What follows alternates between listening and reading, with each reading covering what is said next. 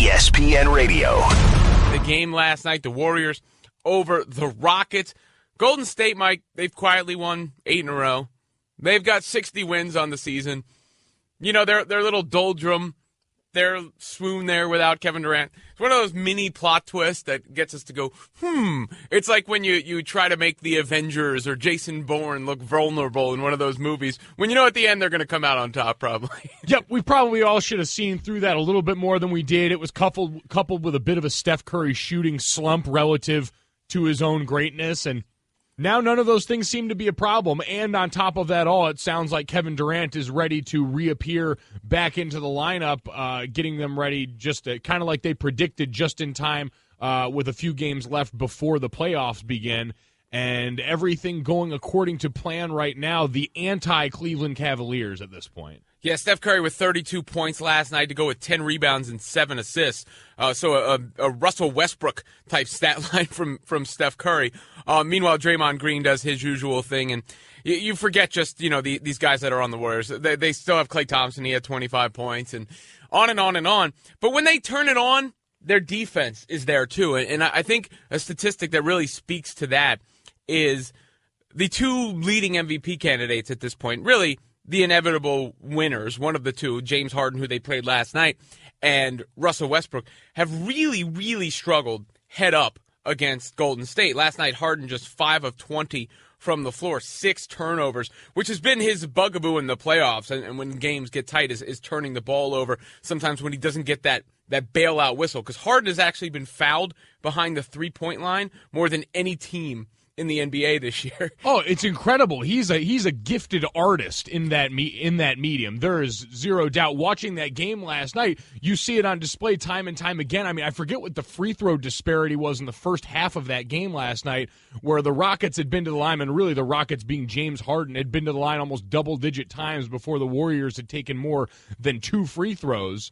And it's his gift, it's his ability. It makes the game style sort of choppy when you have to constantly account for that. And you see the frustration it bleeds into other teams, but Golden State able to overcome that, just operating extremely efficiently in that time where, they weren't getting to the line and they still were holding a 10 to 15 point lead during most portions of that game. Westbrook in 4 games versus the Warriors this season, 30 of 80 from the floor, 7 of 26 on threes, 32 turnovers. Harden in 3 games versus the Warriors, 19 of 56 from the floor, 3 of 25 on threes, and 20 turnovers. And I don't think that's meaningless, right? Because when you're going through the course of 82, sometimes you can even have a dud against another top-tier team. We've seen plenty of that. I mean, we just saw Cleveland do it against San Antonio the other night. But there's also that, all right, we're going to show you what's going to happen come May, come June, and Golden State has seemed to do that to those guys. Yeah, and that's probably why the Cleveland loss from the other night was such a stark wake-up, because usually in those moments you do want to flex a little bit when you see some of those teams that you could potentially see later on. Now, a little bit different when you know you're going to see those teams through the conference playoffs. Now, we don't know if the Cavaliers will play the Spurs going forward anymore, but when you've got top-flight opponents, usually that's a chance to show off, okay, the full capability of the arms you've got stashed. The Golden State Warriors are a very good basketball team. We'll make that Straight Talk brought to you by Straight Talk Wireless. Best phones, best networks, half the cost. That's fair to say, right? Hot takey right there from Robin Lundberg. Straight Talk Wireless, nationwide coverage on America's largest and most dependable network. So there seems to be less and less doubt that Golden State could emerge from the West, though the competition is stronger. There's still the doubt concerning the Cleveland Cavaliers. How do you tie those two things together? Well, the MVP race kind of does it, and James Harden was in that game last night, head up with Russell Westbrook as the leading MVP candidates, and he visited one of the topics of the day, topic du jour of the week. It seems like comes up every other day, and that is rest in the NBA. Harden was asked if he thinks MVPs should play all 82 games. He said yes, and then was asked why. Here was his response. Because you're not leaving your teammates out there to dry. I mean, for me, I worry about always having my teammates' backs and always being out there knowing that, no matter what, I'm going to be out there unless I'm injured, and then that's a different story. But for me, I'm going to be out there, and I'm going to have their back, and they know that they'll have mine as well. For the coaching staff, for the fans, especially here in Houston, the front office, I mean, I'm here to play. I can hear fist pumps through my headphones right now from people in the audience. I mean, this is pretty easy responses, like throwing chum to sharks, or, the pro wrestling analogy I like. It's like being in Bristol, Connecticut, and is there an arena in Bristol, Connecticut? Let's go to Hartford, Connecticut, wherever the closest arena is. And the pro wrestler says, "Hey, I'm in Hartford," and everyone's like, "Yeah, Hartford! He said our place." I mean, that's basically what this is. Oh yeah, great PR for a guy that wants to win the MVP, and in all actuality is one of two guys that are realistically going to receive the award this year. But, man, it really seems like, because call this what it is probably a thinly veiled shot at LeBron James and probably to some extent Kawhi Leonard and everyone on Golden State, all the teams that have been the big proponents of rest over the course of this season and many others. Seems like everyone's gotten a little bit too comfortable for my liking talking about other people's business. Like, we know James Harden is going to be one of the two guys that wins this MVP award. We know that more than likely it's really a two-man race between him and Russ. But you're going to bring up the names of guys that have been MVPs before in the case of LeBron and Steph, and all three of which have won NBA championships already, while you, James Harden, comparatively, kind of that new guy on the scene as far as actually accomplishing things in this league right now. So maybe dial it back a touch on the shade. A little context, too. Now, this helps his MVP case, but the Rockets absolutely need him to play. That's one thing. But they also have a coach who doesn't really believe in it so much. I mean, D'Antoni famously said he was going to ride Jeremy Lin like Secretariat during Linsanity. He wound up having a knee injury that year. And so Harden is out there playing a lot. So I'll give him credit. He is putting his, not his money where his mouth is, but his performance where his mouth is. But the problem with this is it perpetuates the false narrative that it is the players who are deciding to rest, which is not the case. I get it. LeBron James, whenever he comes up, people think he's the one pulling all the strings and making all the decisions and all that. And I'm sure LeBron has a voice. If LeBron really, really, wanted to change somebody's mind, maybe he could. But it's not even LeBron who's making that decision to rest. That's Ty Lue. That's David Griffin above him. Remember, David Griffin was the one who defended the Cavs to the NBA. So if you're going to have that opinion about something, look at the Spurs, look at the Warriors, like you just mentioned. Those are other championship-level teams doing the same thing. So what I don't really like about it is it continues to give the fans who are not quite as informed or just reacting on emotion this fodder against the players, like that's their decision, when it's really front office management coaching making a prudent decision about what's best for the franchise, both in the short term for championship goals and the long term for preserving its players. Yeah, and I mean, in addressing his actual comments here about it should affect the MVP race or your status there, we're talking about a drop in the comparative bucket of an 82-game season. LeBron James has missed 6 games this year. Kawhi Leonard has missed 7, and that's on the top end of guys who have missed games. Now, I don't know how much of that is for actual injury as opposed to just rest or whatnot, but that is such a minuscule amount in comparison to the overall body of work in the season that if you're going to get me for the top-end players to somehow grade you down on that, you're going to have a tough time making that argument. And it also, it's because, right? I mean, the more games you play in, the better your MVP argument is. We had this argument about Tom Brady during the football season. I was holding against him that he missed the first 4 games of the season. I would do the same thing for any player. But none of these guys have missed enough time where you go, oh, wow, their value has been taken away from the team, especially in light of LeBron averaging, next to Kyle Lowry, the most minutes per game in the NBA. I mean, it's not as if these guys aren't out there on the floor or they're resting every other game. Yeah, and now, granted, it's a little bit different just because those were suspensions, but you look at 2 guys that garnered serious MVP consideration, missing, in Tom Brady's case, a quarter of his season's games in 4 in the NFL, and then LaVar Bell, who missed 2 games to start, 2 or 3 games to start the season, who ended up being a very viable MVP candidate by the end of the year, all the while missing way more of a portion of their season than any of the guys we're talking about here. First and last on ESPN Radio. Draymond Green gives us a bi-weekly, or is it more than that? I feel like it's usually more than that on average. He might go a little while without making some noise, but when he does, it comes in waves. Like, this will probably be the first of a few Draymond comments this week. Yeah, so Draymond Green was talking about the news of the week, the biggest story of the week, the Oakland Raiders moving to Las Vegas, and he's not happy. I feel bad for the city of Oakland, man. I don't even know how that's going to work, honestly, with a football team moving to Las Vegas. I feel bad for the city. If I was the fans, I wouldn't attend a game for the next 2 years. But that's just me. That's ridiculous. But no way I'd pay my money to attend a game. And you leave one of the most, that's like moving the Dallas Cowboys or like moving the Packers, like moving the Raiders. You can move a lot of teams. Ain't many fan bases like the Raiders fan base. So, it's like moving Boston Celtics from Boston, or the Lakers from LA. Like, you just don't move certain franchises with the fan base that they have. So, it's one thing if you're moving them from Oakland to Fremont or something, but to Las Vegas, I wouldn't attend a game. So, I won't attend a game. And I'm not a diehard Raiders fan, but I do support the city of Oakland. So, it ain't for me. And I feel like all fans should feel that way. You just don't do that. Come on, man. That's ridiculous. The fist pumps that I could hear through my headphones for James Harden saying MVP should have to play every game, I could hear him kind of there, too, for Draymond Green sticking up for the Raiders there. It really is remarkable, especially coming from a guy I know it's not a far move, but aren't the Warriors getting ready to head to San Fran?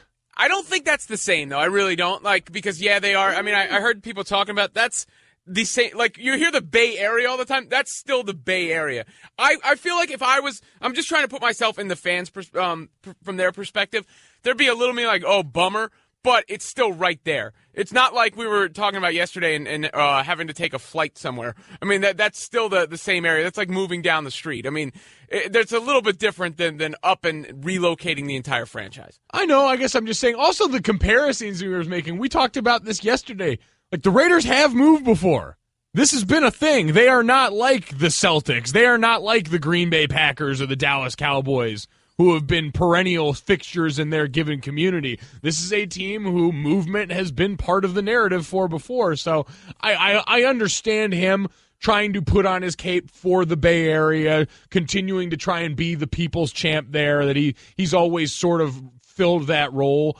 This is all, again, an easy PR win for a guy to come out and say it's pretty low stakes. And also, I mean, listen, he's got to shout out the Oakland Coliseum. I mean, they took him in when he was suspended during the finals last year. They gave him a spot to watch that game. So, of course, he's going to put on for the stadium that's really been slighted more than anything else lately. I understand the logic behind the Raiders have moved before and all that stuff, but you have to admit there's just something. It's one of those things where the gut almost takes over rather than the brain. I heard Greeny talking about this on Mike and Mike. There's something about the Raiders move that resonated with people, that rubbed people the wrong way, that caused the reaction that these other moves didn't. For me, it's just, I guess, I can picture their fans. Maybe that's it. I can close my eyes and I can see Raiders fans, and I can't do that with Chargers or Rams fans. They're just people in a stadium. With Raiders fans, I know what they look like, their apparel and everything, their identity, the gear that went along with the Raiders. But there's something about this one that affected people more than the other ones. Has this also been the most positive light we've ever painted Raiders fans with because of this move? I feel like the connotation has never been this overwhelmingly positive for the fans in the black hole there that, yes, are very noticeable and have a name and a clear image for, but I mean, correct me if I'm wrong, haven't always had the most sterling reputation. No, they haven't. And what are they going to do with these couple of years if it actually takes place here? By the way, is that going to drive the ticket market down?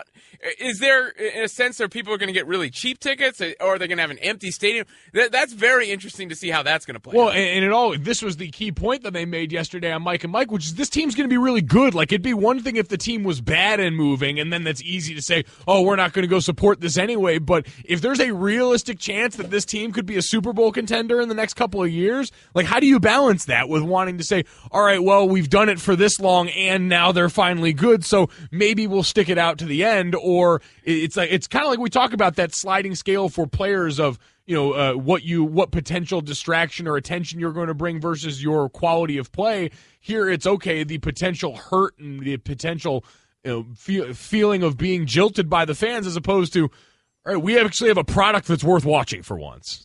First and last here on ESPN Radio, presented by Progressive Insurance. Now you can test drive Snapshot to see how much you could save before switching to Progressive.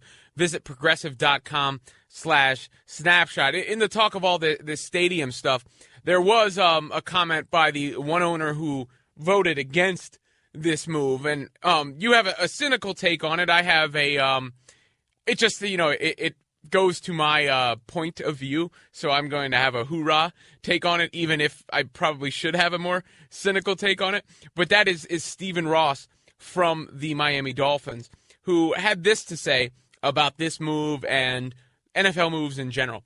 You got to look around. There's very little public money available for teams today, and if you own a team, you should have the deep pockets to deliver. You need some public money for infrastructure and things like that. But with the cost of stadiums today, our country can't afford to put all of the money in those things. And, I've been saying that a lot, that these guys always are saying, oh, wow, it was our last resort, or we tried everything. No, you didn't. Reach into your endless funds to fund this stadium and keep it there for your fans if you care so much. And I understand some people will say, well, that's how you get rich in the first place, for searching these profit margins. Well, you are rich now. You're not just rich. You're wealthy. So I like somebody saying it, even if this certain somebody tried to get public funds for a stadium a few years ago. Yeah, you might want to be a little more airtight in what you've done before you come out slinging stones from a glass house, because listen, all ownership, all Mark Davis and them are guilty of is being able to find a party who was willing to publicly fund it, which Stephen Ross just wasn't able to. The state legislature in Florida shot that down. And so, oh, by the way, he paid the small sum of $350 million to fund his stadium. The one guy not getting nearly enough credit in this, and it's just because we don't like him, is Stan Kroenke, who's footing the bill for a way more expensive stadium after St. Louis offered to pay for a portion of that to keep That's them. why he's not getting credit, because he still ripped it away from St. Louis. They wanted the team to stay there, and he took them away. We're not giving him credit because we don't like him, and people have a high Q rating for Stephen Ross right now. That's why this is happening.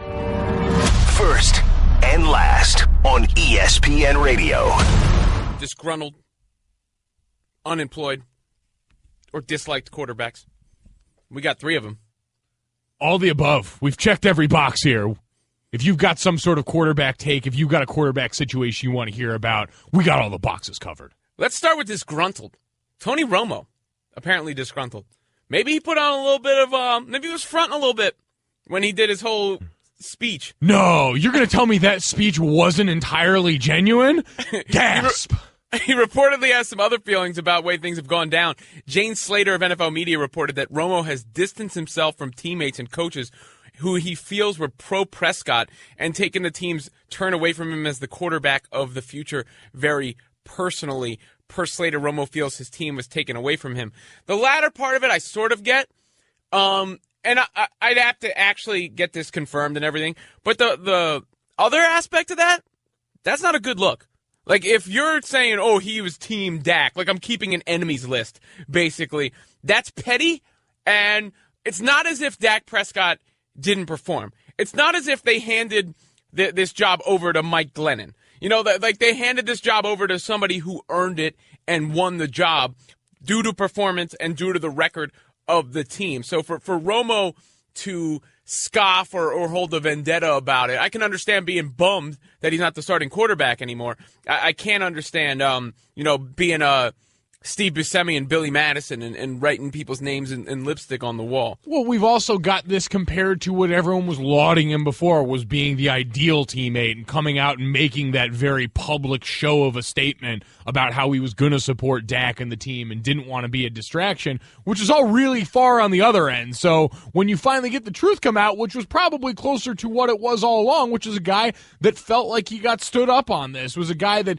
also we've talked about a lot of the relationship between him and Jerry Jones, but just in general, there's a weirdly personal relationship with a guy whose whole career has been here. I mean, I heard audio, it was from years ago now, of Tony Romo talking about the prospect of playing for another team and just how for him there's such an emotional tie with this team that it'd be difficult to get up in the same way and feel as good about going somewhere else and playing for a different team, even if it was for a championship. So this is something that is deeply personal to him. So it's not all that shocking to me that he would feel slighted by the situation. I am with you, though. It is a little interesting to say, if we believe this, by every word of what was reported, that he does have sort of that list, that clear line of, all right, you are either with me or against me, and that's how I'm going to see it from here on out.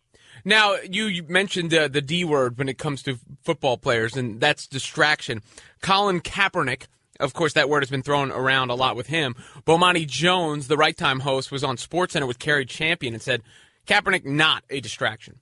If Kaepernick is a distraction, who is he? Like, who is being distracted, and what is he distracting them from? Right. So I guess the obvious argument is, well, it makes it harder for us to play football. The 49ers made football harder themselves, like all by themselves. Kaepernick was actually one of the brighter spots in the season that they had. It didn't divide this locker room. Chip Kelly's the head coach of that team, and he left Philadelphia with people wondering how he could deal with independent thinking black men on his team. And he dealt with Colin Kaepernick just fine. So if your argument is that Kaepernick is going to be a distraction, we need to stop acting like that's a hypothetical situation and acknowledge the fact that he played last year after the protest. There was no distraction there in the ways that people are saying. So if your argument for why he doesn't have a job is that he's a distraction or that he's terrible, and the people I talk to who know much more about film study and the likes than I do, they'll tell you that the idea that he's terrible is provably false.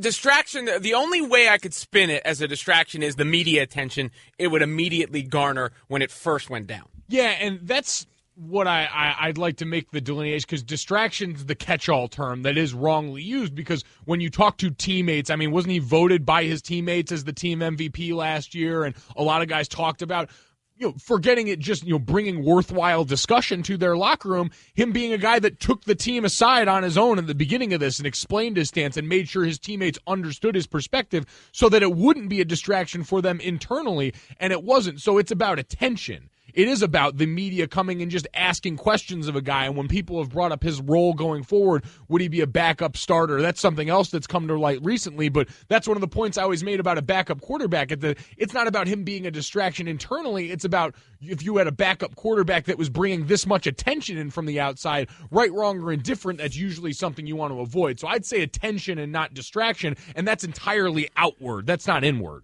Kaepernick actually played pretty well last year.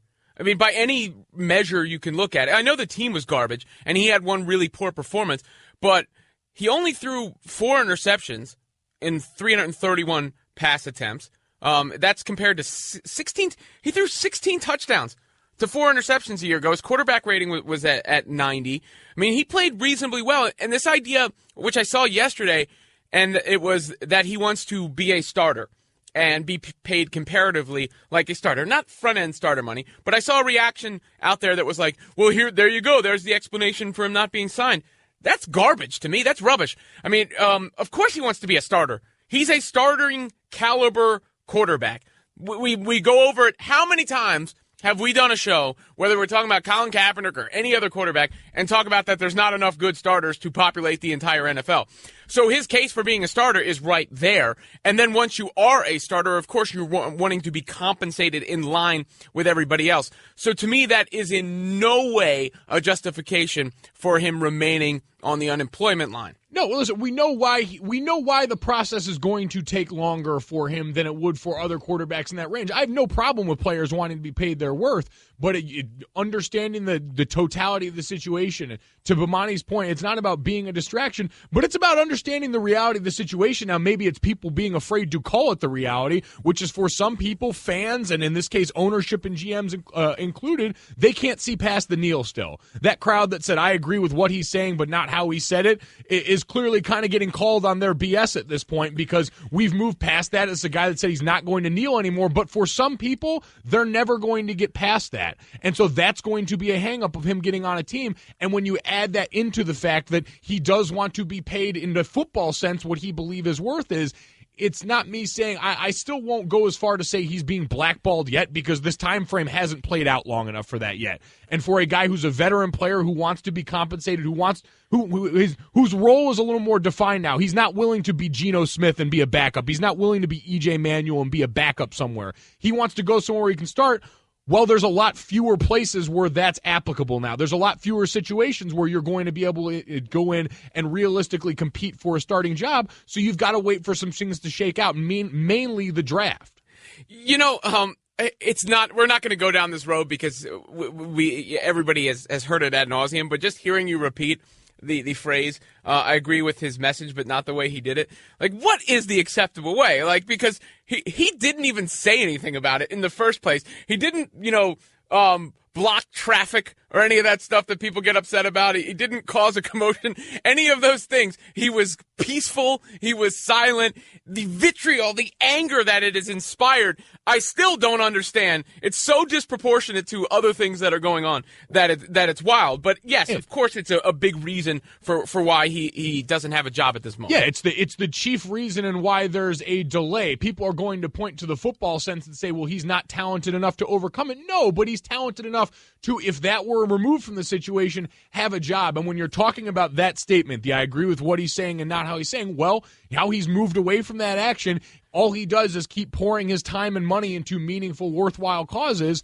and yet the situation still hasn't changed because everyone's still got that stuck in their craw.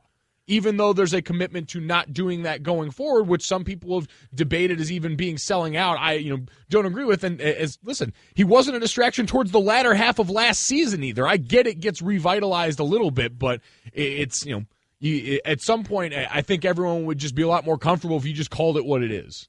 And finally, when you talk about being stuck in a crawl, someone who seems like they perpetually have something stuck in their crawl, Jay Cutler, who has become famous for his the way he's photographed in the off season or the like, is also somebody who is not starting or on a team as an NFL quarterback at the moment. So between Tony Romo, who I guess technically still on Dallas, right? He was never released, right?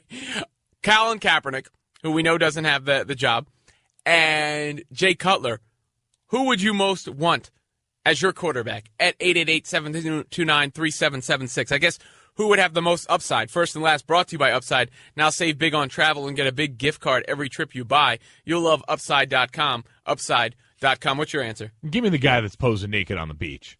All day, every day. Listen, Jay Butler, as he's now being called, out there, we're used to, you mentioned something being stuck in your craw. We're used to it being a cigarette with Jay Cutler, and now apparently it's gone. He's gone nude. How old is Jay Cutler? Jay Cutler is, I don't know. He's in his 12th season, so he's a 12-year veteran. He was born in 1983, so that means he's 33. Colin Kaepernick's 29. Of Romo, Kaepernick, and Cutler, Kaepernick's actually had the most postseason success. Kaepernick is the youngest. Romo, has been the best, I guess, but he is obviously the most fragile of those guys and the oldest. I think it's Kaepernick. The situations would have to be different for all of them. If you're giving me a team that's ready to win right now, I'm taking Tony Romo still. He's by far the best quarterback of that group. I can understand the concerns about his injury history. Colin's an interesting example because he is young, and I know this is a team, I think Hugh Jackson came out and said that they haven't had any talk about it. The Browns make an overwhelming amount of sense to me as far as a landing spot for Colin Kaepernick after the draft, provided they cut Brock Osweiler or deal him in the ways they've talked about. First and last on ESPN Radio. In studio with us is Mike Golic Sr., as well as Mike Golic Jr. You guys are kind of quickly rising up the power ranks of father-son combinations. Yeah, it's one of those things where it probably, I'm sure I would have loved a better football career, and Mike would have, It probably would have worked out. Football career? It probably would have worked out a little better if you'd gassed me up like this. That's true. That's a good point. Like, why didn't you tell people how much better than Nick Mangold I was going to be, or better than Alex Mack I already was? That's a good point. I mean, I thought Mike coming out of college was better than all the all-pro centers in the NFL, and it's my fault I didn't go on every national show I could and really pump him up. Mike, on national radio now, I apologize to you for not doing that. It's all right. You can tell me how many broadcasters I'm better than now. That's true. I can do that. You are better than so many broadcasters out there. I almost can't even name them. Stephen A. Smith, laps around that guy. You're better than Max him. Kellerman, done. Better than him. Danny Cannell. Yeah. Well, Danny's pretty great. Yeah, Danny is pretty good, yeah. Is there anyone that he's not better than? No, he's better than everyone because he's my son. And you know what? He's going to change the broadcasting industry. There we go. Cut that one, ESPN Radio. What's really good? This whole conversation, I wonder how long the LaVar Ball thing is going to last, because I do feel like it may be crescendoing now, actually. But the only person that he could hurt in this, and Senior, your opinion on this is important, I think, because the only person, I think, is Lonzo that could actually catch the ramifications of this, because basically what he's saying is all harmless, outlandish hyperbole, but he is sort of creating this expectation for Lonzo Ball to live up to, where if Lonzo Ball were to go on and be a middle-of-the-pack NBA player, some people might consider that a failure now. Oh, without a doubt. I mean, I think forgetting some people, the NBA would. I mean, this is a guy that's projected to go number 2 in the draft. If he's a Midland NBA player, that would be considered a bad pick. So just by professional standards, it would. Here's my thought on the father who I have said I'm done talking about. I don't want to talk about. I certainly wouldn't have him on the show, and I think it's ridiculous. Glad we got you on here to talk about him. Yeah, I appreciate that very much. I'm not going to tell anybody how to parent. I don't want someone telling me how to parent, and I would never tell anybody how to parent. As you hear Lonzo talk, and he basically says, listen, my dad's been talking like this forever. It's just now he has a microphone doing it. So to your point, it is all about, and I heard some of Chris Bryant's father, it is all about how it affects the kids. Because LaVar, listen, he can say what he wants about himself, and basically what I said is, it became comical, and now he's being laughed at. And I don't even think he realizes he's being laughed at, but he is being laughed at for some of the stupid statements. And I think where he gets into trouble is bringing others into it. One thing are my kids, I think, will be great players. It's another thing to say my kid will be better than Steph Curry. My kid will have an impact like Magic Johnson. I can beat Michael Jordan. If Charles Barkley had my thought process, he'd have won a championship. When you start doing that, as I said, you become laughed at.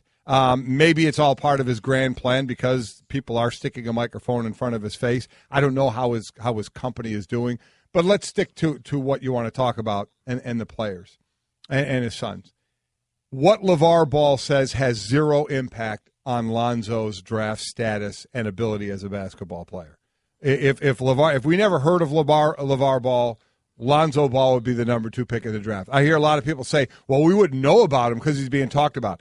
The right people know about him for his sport. The GMs aren't waiting to hear what we're going to talk about to say, oh, my God, maybe I'll look at that kid now because they're talking about him on ESPN. They know who Lonzo Ball is.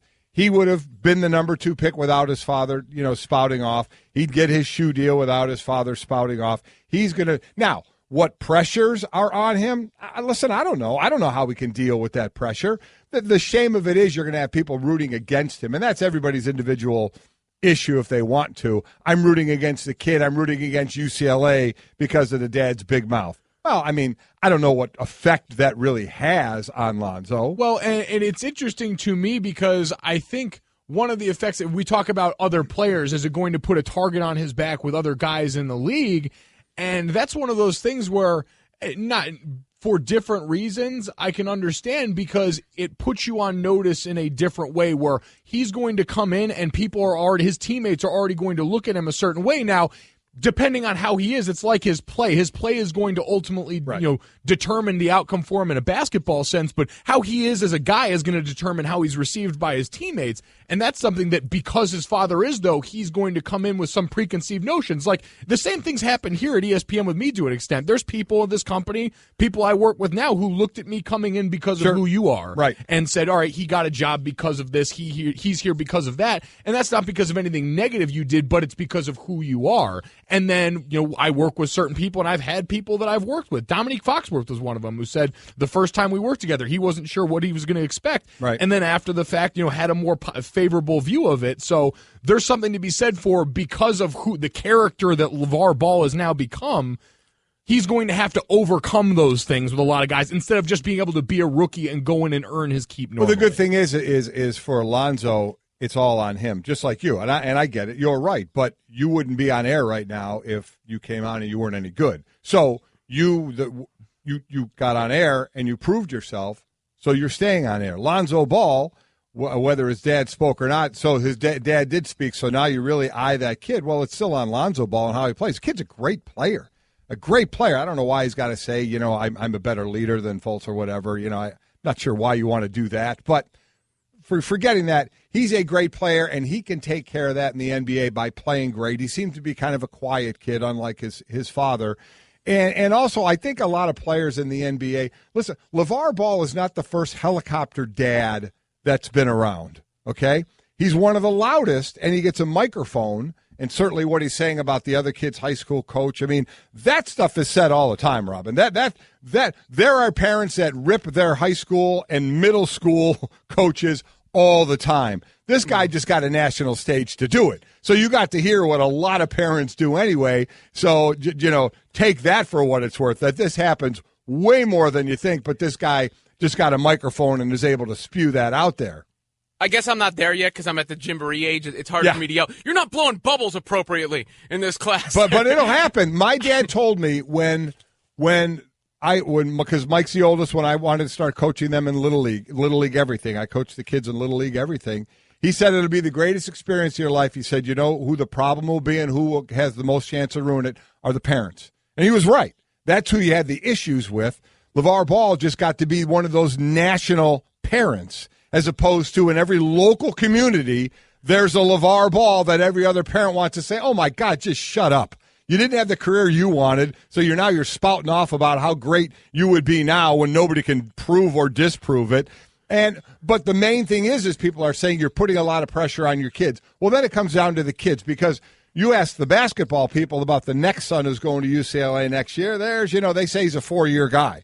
And then the sophomore in high school, I have no idea about. He's a sophomore in high school. He's a sophomore in high school. So, but we know they start ranking these kids in 7th grade. By the embryo. They size up the embryo. The bottom line is, while there's going to be some more pressure on the kids, so it's how they deal with that pressure. Ultimately, they're going to be the ones that get to answer it. Ultimately, they're going to be the ones that get to go on the court and make their play that says, you know what, regardless of what my dad is saying, I'm showing I'm either good enough or not good enough to continue on in this path. And with Lonzo Ball, is going to be a great, great player. So, and I do think players in the NBA will be like, I agree with you, Mike. We'll look at him kind of, okay, here's Lonzo Ball. Is his dad going to come with him? Is his dad going to spout off? But if the kid's quiet like he seems to be and just goes, plays ball and does his thing, I think players will look past that, because I'm sure players in the league, there are other parents out there, amongst those teams where, you get that wary eye, but the kid does his thing. Yeah, he's going to be able to win guys over, but he's going to have to win guys over. Yes, that's very true. That's very true. Junior raised the point about the comparison with you. I mean, that's sort of what LaVar Ball has created here. He's created what he was talking about with LeBron James. He's created an artificial shadow there. First and last on ESPN Radio. Now, Mike Golic Jr., we have talked a lot about the NFL this week because of the Oakland Raiders move. But there's something I've noticed here. It's a developing trend, and it has to do with the commissioner. What's that, Robin? I think Roger Goodell is on a positive PR tour. Now, you always want to be on a positive PR tour, but I think he's especially trying very hard at the moment. Because if you remember when Roger Goodell first took over, he was the sheriff. Oh, Sheriff Goodell, he's riding into town. He's making sure the shield is respected. And everybody loved him. Then he became the tyrant who had too much power and was abusing the power. And all of a sudden became reviled. But the NFL was considered Teflon. Nothing could hurt it. All of a sudden, the NFL has a few, that Kevlar they were wearing is starting to be penetrated a little bit. They're catching some of the shrapnel from the things that are thrown their way. And now you see more crisis management than I think you've ever seen from them. Because Roger Goodell came out and said, I feel you, bro, to the fans about the commercials, right? He is talking about now changing the celebration deal where, we're gonna table all this and talk to the players. And he's announced he's going to go to Foxborough. So to me, all of these things happening at once are no coincidence, and they're a response to where the NFL was last year and where Roger Goodell is in public opinion? Well, it's a response to a few things. One, he kind of understands that it's not the traditional football culture that we've dealt with, where everyone's willing to sit up and watch jacked up and feel good. Like, we're in a culture where a lot of people are hypersensitive to a lot of issues, and where because of social media and because of a lot of different outlets to communicate information, you can get a response pretty quickly, and the response can be loud and forceful. And so when you're that guy and you can understand, all right, he's probably tired of people just hating him all the time, too, in a very human extent. Yeah, he's paid really well to go out there and take the shrapnel for the owners, but after a while, that's got to get kind of old. And so what's an easy way to counter that? With all of these right now that are comparatively very easy wins. It's kind of the sleight of hand magician trick. Look over here as I jingle the keys. Yeah, you know what? Low stakes win. We'll change the celebrations back. You guys could do whatever you want in the end zone. That's great. You guys don't like commercials? Me neither. I'm not like other commissioners. I'm a cool commissioner. I think commercials are lame too. So we're going to move a couple of those around, give everyone the same amount of ad time that they're getting right now, but just in different chunks. But don't worry about that. We're going to take care of you guys. I am going to go to Foxborough. Yeah, I'll get booed a little bit, but you know what? I'll be up in a suite watching the game, pretty comfortable, enjoying a nice spread. All the while, I just made all the owners $53 million in relocation fees. But don't look at that. Keep looking over at the keys. Yeah, you could see the owners celebrating somewhere, right? Getting flagged for excessive celebration for the extra millions they're getting. Here was Roger Goodell on the celebration talk. The committee did quite a bit of work on that. They had some discussion this morning on that. I asked it to be tabled. I'd like to meet with a group of players to try to get some more input from them. We also want to do a little more work on just bringing clarity to the rule while allowing our players more ability to express themselves, to celebrate.